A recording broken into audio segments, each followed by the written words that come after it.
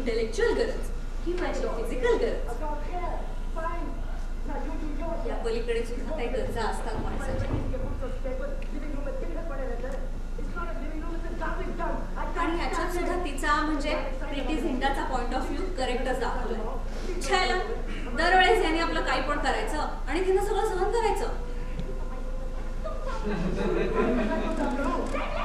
आपल्या रिलेशनशिप मध्ये जी गॅप वगैरे बघतोस ना, एकदा माझ्या बाजूने विचार करून बघ. या यशराजच्या बॅनर खाली बनलेल्या फिल्म्स मधल्या प्रोटॅगनिस्टची आयडॉल इमेज बनवतेस. खोटं आहे ते सगळं, खोटं. माणसं नाहीयेत, प्लास्टिकच्या बाहुल्या आहेत त्या. खप्पर बसायचं बरं का. आणि मागे तूच म्हणाला होतास ना की फिल्म हे एक्झॅजरेशन असतं म्हणून. म्हणजे काय की सामान्य माणसाच्या आयुष्यातल्या अशा नाट्यमय वगैरे घटना एकत्र करून फिल्म तयार होते, हो की नाही? हो मग. अरे मग तेच नाहीये का? अरे कसं असेल? त्यात सुद्धा एक सटल स्वभाव असतो ना या गोष्टी खऱ्या वाटाव्यात असं प्रेझेंट करून दाखवण्याचा. असे चुकीचे कॉन्सेप्ट मनात तयार करून घेऊन सवय करून घेता तुम्ही खोटारडा आयुष्य जगायचं. आणि माणूस बघ ना तू, हो की नाही? हा किती गोड आहे आमचं रिलेशनशिप असं सतत दाखवायला बाहेर फिरायचं एकत्र. ते तुझ्या आत्याकडे का जायचं होतं ना ते आत्ता लक्षात येते मला. लिव्हिंग ठेवून सुद्धा किती सुखी सक्सेसफुल आयुष्य जगते हे सतत दाखवायचं असतं तुला. लोक सगळा शो ऑफ नुसता. आतून बघितलं तर खरी अशी पोखरून निघालेली असते रिलेशनशिप. मी तर म्हणतो तुझ्यासारख्या कन्झर्वेटिव्ह मुलीला पडायलाच नको होतं असल्या लिव्ह इन रिलेशनशिप. वा किती छान विचार आहेत त्या समीरणचे माझ्याबद्दल. समीरणचा काय संबंध? काय संबंध? नाणं उलटावं तसा उलटलायच मागच्या वर्षभरात. एकदा तरी स्वतःच काहीतरी बोला. त्या समीरणच्या इन्फ्लुएन्स खाली येऊन राडे झाले तुझ्या विचारांचे.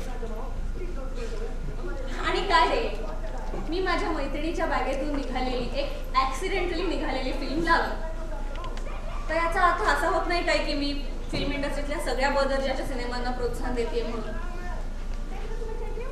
कुठल्याही पर्सनल इश्यूला युनिव्हर्सल व्हॅल्यू शोधायची, हा सोशो पॉलिटिकल रेफरन्सेस लावायचे.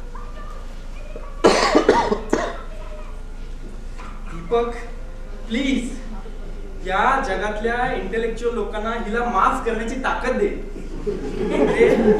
स्वतःच्या जवळच्या व्यक्तीचं ऑब्झर्वेशन करण्यातही माती खाते ती. बरं का, ज्या कुणाला भारतीय सिनेमात काहीतरी वेगळं करून दाखवायचंय त्या सगळ्या महाभागानं बघा. सामान्य प्रेक्षक हा असा तयार होत असतो. तुला काय वाटलं मला त्रास होतोय? मी हसतो अशा दारुण परिस्थितीवर. स्थितप्रज्ञ आहे मी.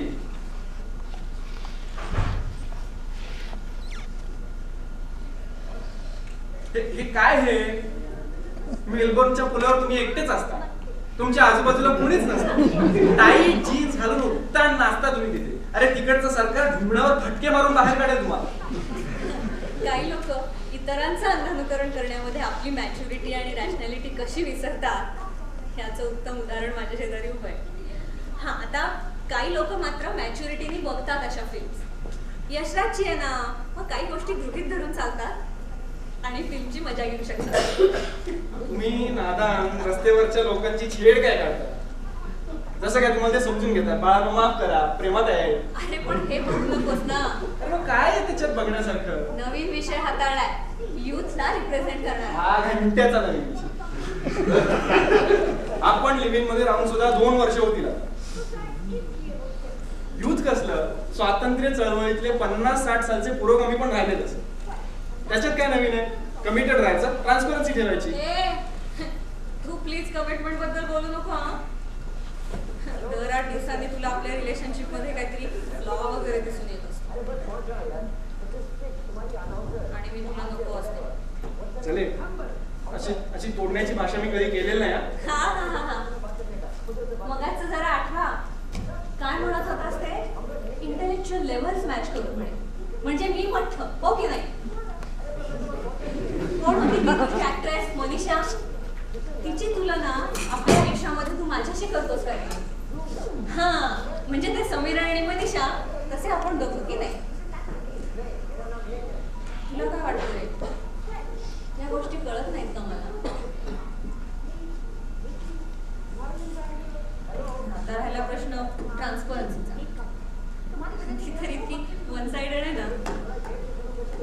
तुला पाहिजे जसं तू वागलास की झाली ट्रान्सपरन्सी तुझ्या रिलेशनशिप मध्ये. दुसऱ्या माणसाचा काही विचारच नाही.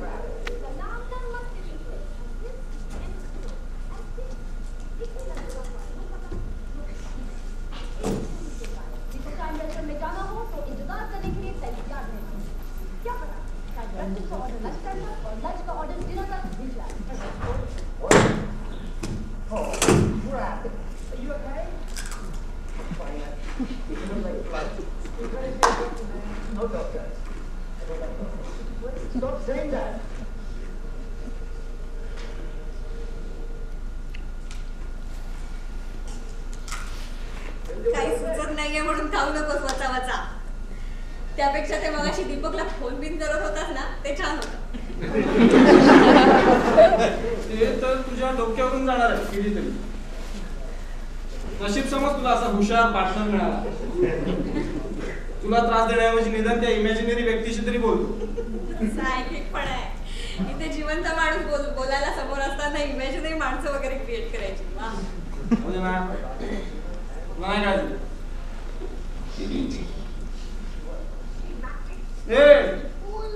तुला त्या दीपकच्या मागचं लॉजिक तरी माहितीये का?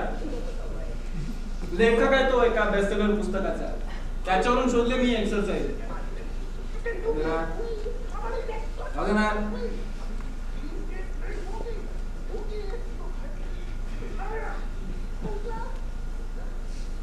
अरे ज्या लोकांना 7 महिन्याची प्रेग्नंट बाई रात्री 11:15 वाजता येऊन रस्त्याच्या मध्ये नाचू शकते याच्यावर विश्वास बसतो त्यांना काय म्हणायचं?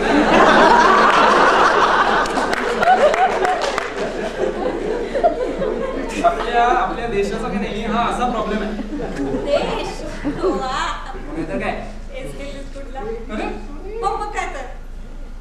देश मासेस यांना दोषी ठरवून टाकायचं म्हणजे आपली बरोबर सुटका यातून की नाही. हो मग तू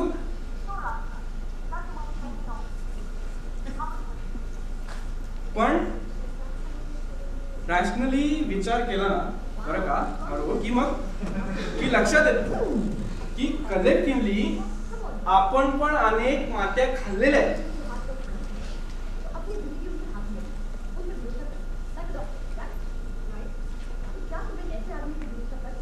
त्यांचा संचार अंतराळात दृष्टी अंतर्गोल पटात आम्ही मात्र उभे पृथ्वीच्या सालपटात.